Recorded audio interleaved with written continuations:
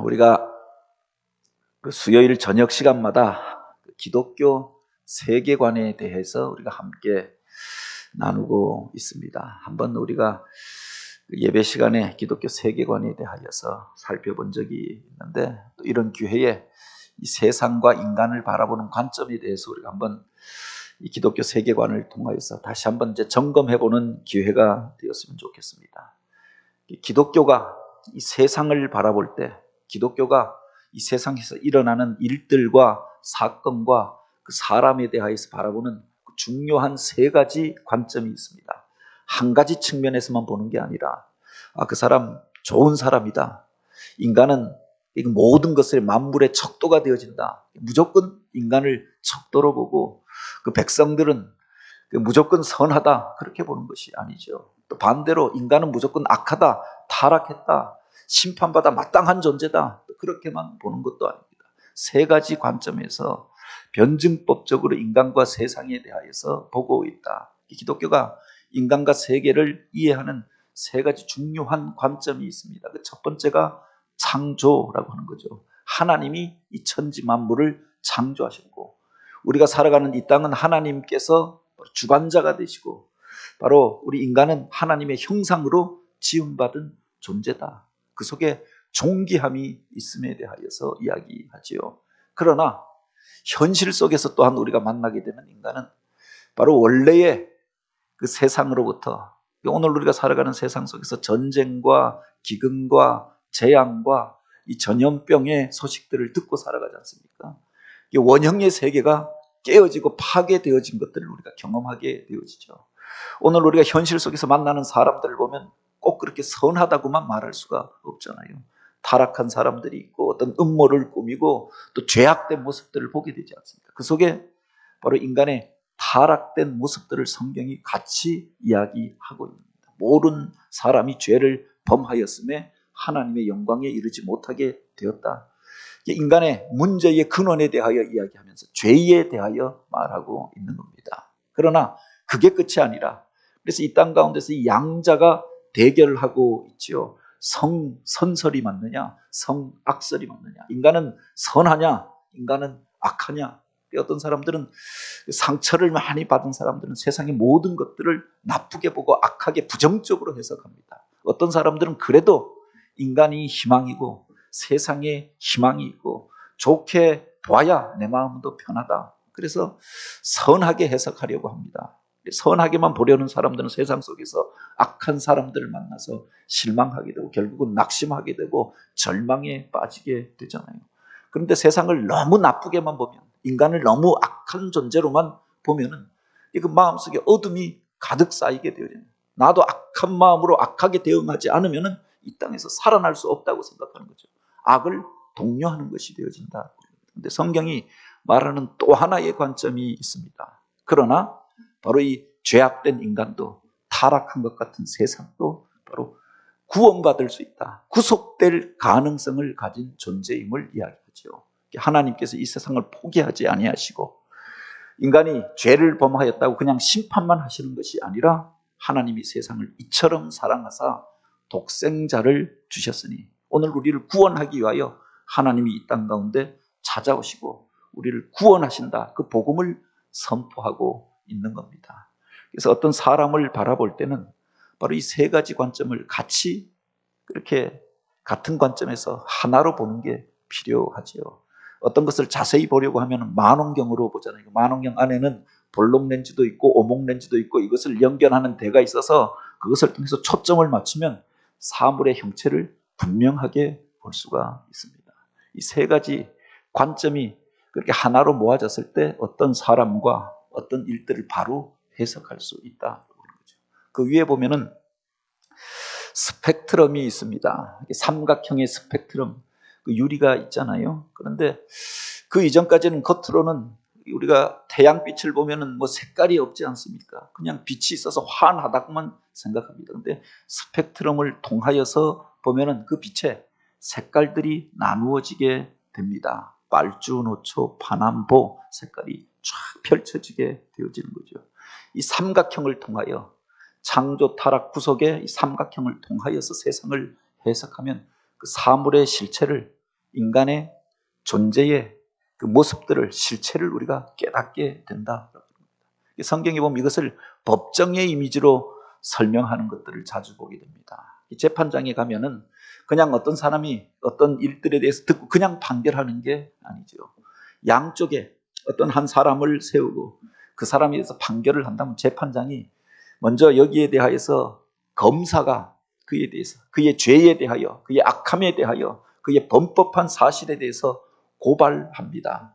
그러면은 반대쪽에서 변호사가 그에 대하여서 변호하잖아요. 그 사람은 원래는 착한 사람이었고, 원래는 그렇게 어려서부터 불우한 환경에서 자라고 그렇게 살려고 했던 사람인데 어떤 상황 속에서 그가 실수할 수밖에 없었고 죄를 범할 수밖에 없었고 정상을 참작하여서 무죄를 선고해 주십시오. 변호사가 그에 대해서 변호하잖아요. 판사가 이것들을 종합하여서 어떤 사안에 대해서, 어떤 사람에 대해서 판결을 하게 되는 것 아닙니까? 성경에 보면 이 이미지를 계속 이야기하고 있는 겁니다. 인간에 대해서 설명하려고 하면 인간 속에 있는 죄에 대하여 이야기합니다. 여기서부터 문제가 발생합니다. 본질을 떠나고 타락함으로부터 세상의 문제가 시작되어졌음을 이야기하죠.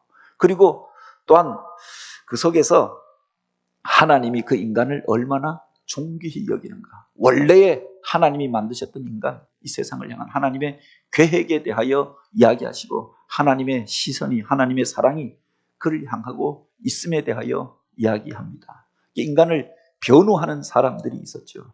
성경에 보면은 두 가지 이미지의 사람들이 등장합니다. 예언자들은 그들의 죄에 대하여, 그 시대의 죄에 대하여 통렬하게 이야기합니다. 너희가 바로 하나님을 떠나서 죄를 범하고 악을 행함으로 심판에 이르게 되었다라고 그들을 정죄하고 그 죄악된 자리를 떠나라라고 이야기합니다.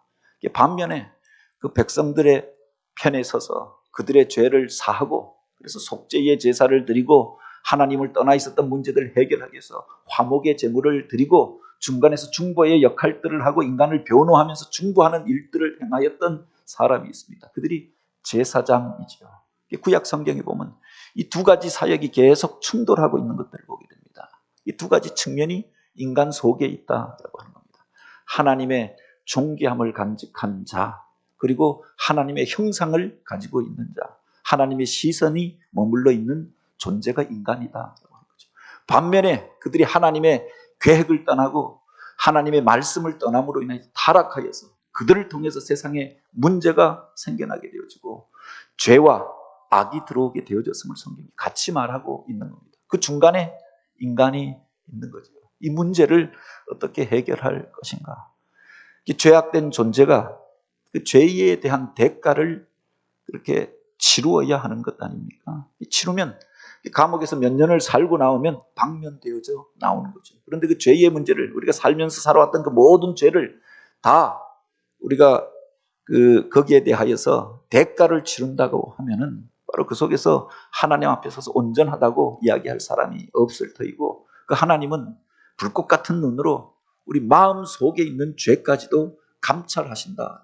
겉으로 드러난 죄, 사회적으로 다른 사람에게 피해를 입힌 죄, 뭐 그것만 지금은 세상에서 판결을 하잖아요. 그런데 마음속으로 행하였던 것, 또 선을 알고도 행하지 아니하였던 것도 악이라고 하였는데 바로 이런 것까지 재판한다고 하면은 이 세상에서 의롭다고 말할 자가 과연 누가 있겠는가? 누구나 다 그 죄에 대한 대가를 치루어야 하는데 하나님께서 의로우신 하나님이 판결하실 때 그럼 어떻게 판결해야 하는가? 어떻게 우리가 그 죄의 문제를 해결하고 구속함을 입을 수 있는가?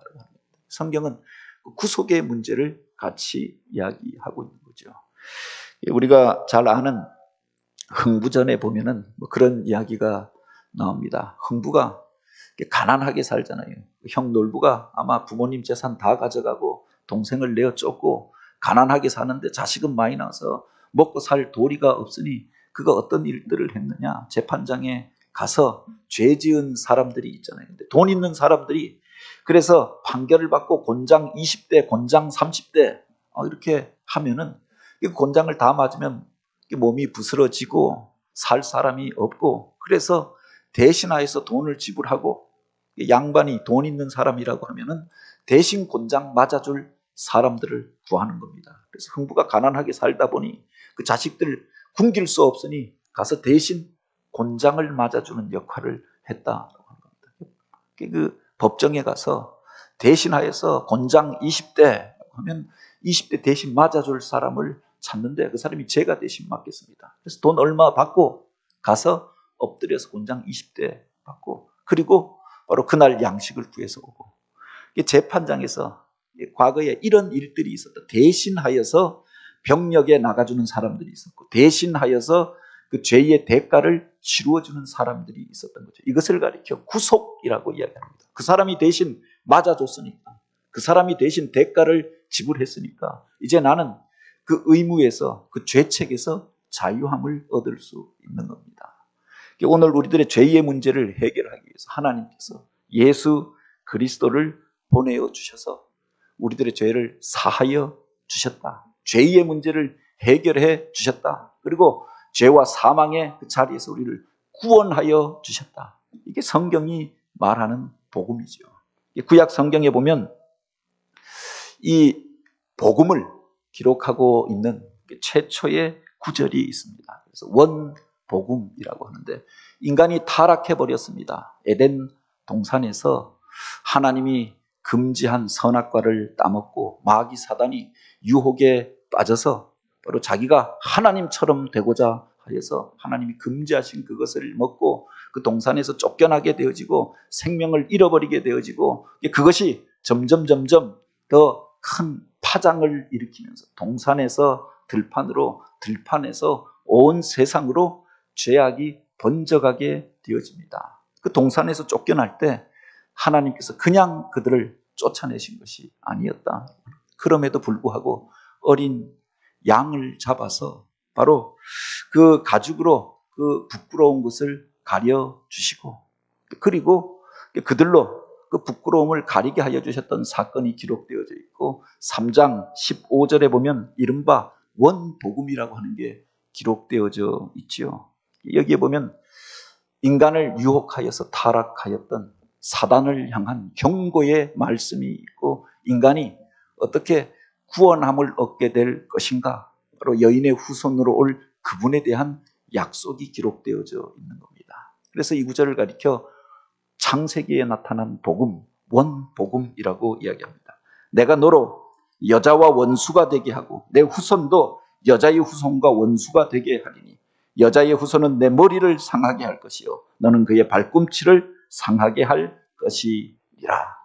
인간을 유혹하여서 하나님처럼 될 수 있다 미혹하여서 죄를 범하게 하였던 마귀 사단의 권세를 깨부수고 그리고 그의 머리를 상하게 할 그분이 그를 보낼 것이다. 여자의 후손으로 올 그분에 대한 이야기가 기록되어져 있는 겁니다. 성경에 보면은 모든 사람이 그렇게 사실은 남자와 여자를 통하여 그 족보를 보면 아버지의 계보가 다 기록되어져 있잖아요. 그런데 바로 예수님의 탄생에 대하여 이야기할 때는 바로 동정녀 마리아를 통하여 그가 아직 그 정혼을 하고 그 정혼한 요셉과 그래서 동침하지 아니하였는데 잉태하게 되어졌던 성령을 통하여 잉태하였다라고 이야기하죠.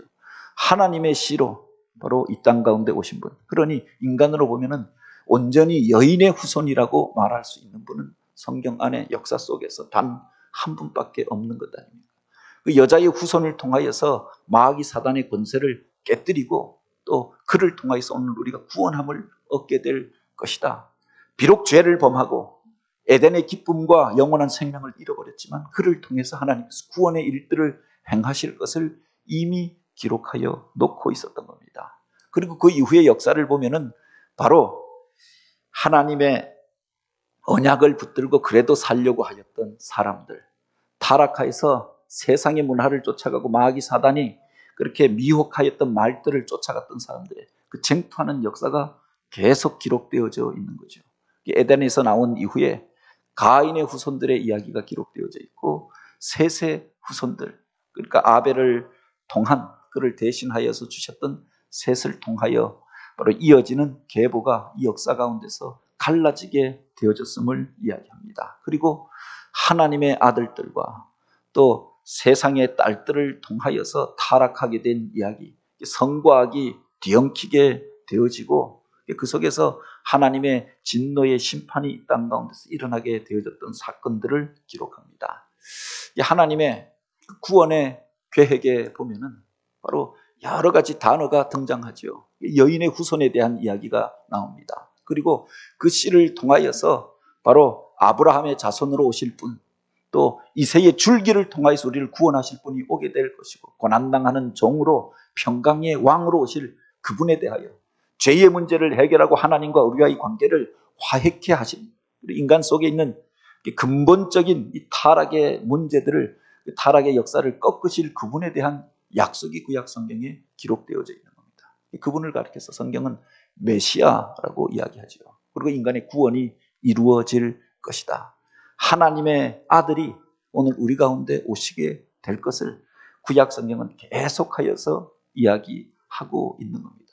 그분을 통하여서 이 죄의 권세가 깨뜨려지고 오늘 우리가 구원함을 얻고 바로 천국을 우리가 회복하게 될 것이다. 하나님의 그 약속하신 복을 우리가 받아 누리게 될 것이다. 많은 예언자들이 와서 오실 그분에 대하여서 이야기하였던 것 아닙니까? 구약의 역사는 바로 그래서 이 창조로부터 시작하여서 타락과 구속의 그 과정들을 우리에게 보여주고 있습니다. 인간이 그렇게 이 땅 가운데서 타락한 이후에 에덴에서 쫓겨나게 되어집니다. 그런데 하나님께서 바로 그들에게 여인의 후손으로 오실 그분에 대하여서 언약하시고 원 복음을 주시지 않았습니까? 그리고 이 땅 가운데서 사람이 번성하여져 가게 됩니다. 그런데 그 바벨탑 사건을 통하여 그 이후에 노아의 홍수와 또 그렇게 타락한 그 인류를 심판하시는 일들이 있었습니다. 그리고 다시금 인간을 구원하는 일들을 시작하시는데 아브라함을 통하여서 그를 부르시고 이스라엘을 하나님께서 구별하여 제사장 국가로 세우시고 그들에게 말씀을 주시고 하나님의 일들을 이루어갔던 일들을 기록하지요. 이 구약의 성경을 보면은 바로 이런 나선형의 역사를 기록하고 있습니다. 인간이 하나님 앞에서 돌아오고자 하였던, 그래서 죄의 문제를 해결하고 하나님 앞에 나아오고자 하였던 역사가 기록되어져 있고, 또 이 땅 가운데에서 세상의 것들을 쫓아서 육신의 정욕과 안목의 정욕과 이생의 자랑을 쫓아서 타락하여서 하나님의 대적하였던 문화가 끊임없이 쟁투하고 있는 것들을 보게 되죠. 그때 한 민족을 통하여서 하나님께서 당신의 구원의 언약을 주십니다. 그리고 그들이 번성하여 가면서 바로 이 땅 가운데 오실 메시아에 대한 약속을 주시지 않았습니까? 그 계보를 통하여서, 아브라함의 계보를 통하여서, 또 이스라엘 그 계보를 통하여서 하나님께서 바로 우리를 구원하실 분을 보내주실 것을 약속해 주셨죠. 그분이 바로 예수 그리스도이시다. 구약의 성경은 바로 이런 나선형의 역사를 우리에게 보여주고 있는 겁니다. 그리고 이제 이 땅 가운데 오신 주님의 일들을 기록하고 있는 그 책이 신약 성경이 아닙니까? 그 예수 그리스도를 이미 우리는 알고 있고 믿고 있고 그 구원의 은혜들을 누린 사람들이죠. 구약 성경을 보면은 바로 그 오실 주님에 대한 언약들을 그렇게 시대별로 나누어서 설명하고 있습니다. 나중에 보면은 우리가 구약 성경의 역사들을 한번 이렇게 보게 될 터인데, 애초에 원 역사라고 하여서 하나님께서 행하실 구원의 역사들을 통하여서 이제 아브라함을 부르십니다. 그리고 아브라함과 이삭과 야곱과 요셉까지의 그 시대의 일들을 가리켜 족장 시대라고 이야기하죠. 인간을 어떻게 구원하실 것인가, 그 언약을 주시고 아브라함과 언약을 맺으십니다. 이삭과 언약을 맺으시고 야곱과 그 언약을 회복시켜 주십니다. 그리고 그들을 통하여서 애굽에서 이제 요셉의 때에 그 자손들이 번성하게 되어졌던 이야기를 기록하고 있죠. 이게 창세기의 이야기들이 아닙니까? 그리고 그 이후에 보면 이제 그곳에 영원히 머물러 있게 한 것이 아니라 마치 구유와도 같이 그 이스라엘 백성들이 애굽에 들어가서 그 기름진 땅에서 번성하게 되어집니다. 그리고 훈련받고 연단받은 이후에 출애굽하여서 나오게 되잖아요. 그 출애굽의 역사들을 통해서 이제 하나님께서 광야 가운데서 그들을 연단하시고 율법을 주시고 하나님의 백성으로 그들을 구별하여 세우십니다. 그리고 그 다음 그들이 가나안 땅을 정복하여서 그곳에 하나님이 기뻐하시는 공동체를 세우게 되지요. 이게 바로 가나안 정복의 역사이고 그것을 기록하고 있는 것이 여호수아서가 아닙니까? 그리고 그 이후에 사사기를 통하여서 그들 가운데 행하였던 하나님의 일들을 기록하고 있고 그 이후에 왕정 시대가 세워지게 됩니다. 바로 그 통일 왕조라고 해서 사울과 그리고 다윗과 그리고 솔로몬을 통하여서 하나님이 기뻐하시는 나라가 세워지고 성전이 세워지고 그 율법의 체계와 그리고 제사 제도가 완비되어집니다. 그런데 그들이 세상을 따라가고 타락하게 되어지면서 이제 그 나라가 깨어져 버리고 또 분열 왕국 시대를 겪게 되어지고 결국은 포로가 되어져서 흩어지게 되어졌던 일들을 기록하죠. 이게 바로 구약 시대의 역사였다고 하는 겁니다. 그리고 돌아온 백성들이 성전을 재건하고 그리고 그 중간에 그 공백기를 지나서 우리를 구원하신 메시아가 오게 되어졌던 겁니다. 이 구약 시대는 대략 6개나 7개의 시대로 이렇게 구분되어지는데 이 과정 속에서 하나님이 행하셨던 일들을 기록하고 있는 것이 구약 성경이다라고 하는 거죠. 이게 성경 속에 나중에 이 한 부분을 우리가 나누려 볼 수 있는 기회가 있을 텐데 그 역사라고 하는 것은 무엇인가? 하나님께서 당신의 뜻을 보다 분명하게 인간에게 알려주시고 예언자들을 통하여 이제 오늘 우리의 죄의 문제들을 어떻게 해결하시고 오늘 우리를 살리시고 우리를 천국 백성으로 영원한 생명의 자리로 인도하실 것인가? 이것을 점점 분명하게 나타내시고 보여주시고 그렇게 오늘 우리들 가운데 행하셨던 일들을 기록하지요. 그리고 그들이 선포하였던 것들이 있는데 바로 오실 메시아에 대하여서 선포하였다라고 하는 겁니다. 그분을 통해서 오늘 우리의 죄의 문제가 근본적으로 해결되어질 것이다. 보라, 온 백성에게 미칠 그 큰 기쁨의 좋은 소식을 너희에게 전하리니. 누가복음에 보면 천사의 그 노래가 기록되어져 있지 않습니까? 이것을 가리켜서 우리가 복음이라고 이야기합니다. 모든 사람이 비참하게 살게 되어지고 이 땅 가운데 악한 일들이 벌어지게 된 배경에 바로 인간이 하나님을 떠나고 타락하게 되어진 일들이 있었고 죄 가운데 머물러 살아가면서 이런 일들이 시작되어졌는데 이 죄 문제를 어떻게 해결할 것인가? 바로 그것을 위하여 오늘 우리를 죄로부터 구원하여서 우리를 구속하시기 위하여 바로 예수 그리스도께서 오셨다. 구원의 기쁜 소식을 바로 신약 성경에서 복음서가 기록하고 있는 거죠. 그래서 그 복음을 기록하고 있다라고 해서 마태, 마가, 누가, 요한을 가리켜 복음서라고 이야기합니다. 이 죄의 문제를 해결하는 방도가 바로 예수 그리스도 안에 있고 예수 그리스도를 통하여 구원의 복음이 이 땅 가운데 전하여지게 되어졌음을 기록하고 있는 거죠. 너희는 그리고 이 복음서에 보면 끝이 그렇게 되어져 있잖아요. 예수 그리스도께서 우리의 죄를 짊어지시고 십자가를 지신 그 사건을 기록하고 이제 그 믿음의 성도들을 향하여 너희는 온 천하에 다니며 만민에게 복음을 전파하라고 했습니다. 그 복음이 뭐냐? 오늘 우리가 죄의 문제를 해결함을 받고 구속함을 얻어서 이제 죄사함을 받고 하나님의 자녀가 되어졌다라고 하는 겁니다. 성경이 바로 이것을 우리에게 가르치고 있는 거죠. 인간을 바라볼 때 우리가 이 세 가지를 같이 볼 수 있어야 한다고 하는 겁니다. 인간을 바라볼 때 바로 그 사람이 가지고 있는 존귀함을 우리가 알아보는 게 필요합니다. 이 세상에 다른 그 무엇으로 바꿀 수 없는 바로 그 존귀함이 하나님의 형상을 가진 존재로 하나님의 관심이 몰려 있는 존재가 인간이 아닙니까? 그러나 또한 우리가 인간을 바라볼 때 같이 보아야 할 것이 인간이 그 원형의 모습을 하나님의 형상을 잃어버린 바 되어져서 사람들이 세상 가운데서 죄를 범하고 실수하고 비참한 가운데 살게 되어졌다는 겁니다. 이 땅 가운데 만연해 있는 죄의 실체들을 같이 보는 게 필요한 거죠. 우리들의 그 존귀함을 깨뜨려버리고 그 행복한 삶을 빼앗아가고 그래서 하나님의 온전하신 형상을 잃어버린 인간을 우리가 같이 보는 게 필요하다고 합니다. 너무 인간을 긍정적으로만 보다 보면 우리가 실망하게 되어지죠. 그러나 인간의 실상을 또한 우리가 보는 게 필요하다.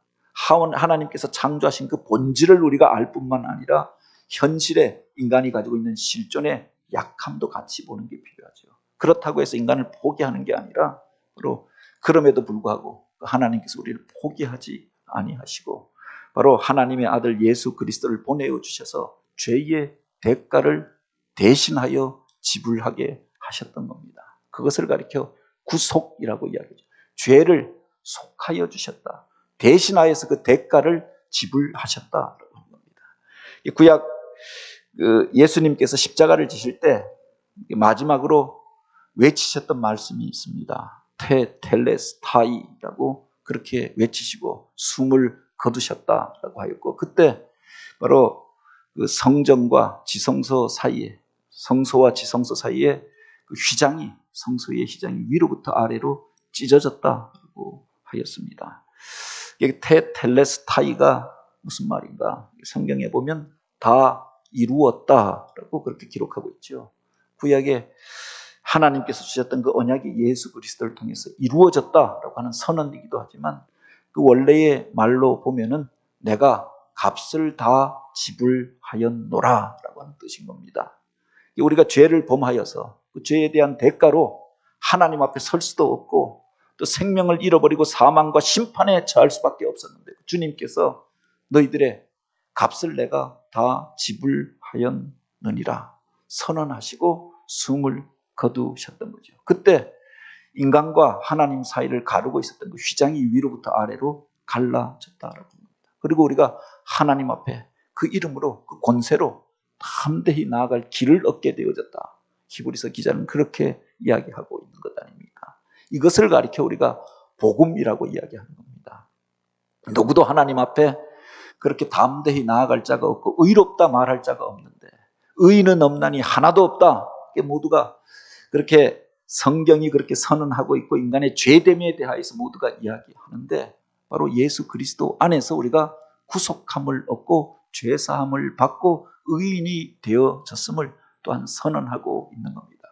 그 은혜로 인하여서 하나님 앞에 나아가게 된 거죠. 이것을 가리켜 우리가 복음이라고 이야기하는 겁니다. 복권에 당첨되어져서 복음이 아니라 아파하던 그 문제가 치료되어져서 복음이 아니라 이것은 부수적인 것들이죠. 본질적으로 인간의 죄의 문제가 예수 그리스도 안에서 해결되어졌다. 그리스도인이 이 땅 가운데서 증거하는 복음의 핵심이 바로 여기에 있는 것 아닙니까? 죄의 문제가 해결되어졌으니 이제 오늘 우리가 하나님 앞에 그 이름으로 담대하게 나아가게 되어진 겁니다. 그 이름으로 우리가 이제 사망의 자리에서 생명의 자리로 옮겨지게 되어졌고 영원한 생명을 누리게 되어졌고 하나님 나라의 백성이 되어진 겁니다. 회복의 복음이 그 속에 담겨져 있고 구원의 복음이 그 속에 담겨져 있고 화해의 복음이 그 속에 담겨져 있는 거지요. 이 성경을 통하여서 바로 이 복음을 우리가 다시 한번 읽고 또 하나님 나라의 그 기쁨과 영원한 생명을 회복할 수 있는 그 기쁨을 누리면서 영원한 생명의 날들을 살아갈 수 있는 저와 여러분이 되어지길 주님의 이름으로 축복합니다.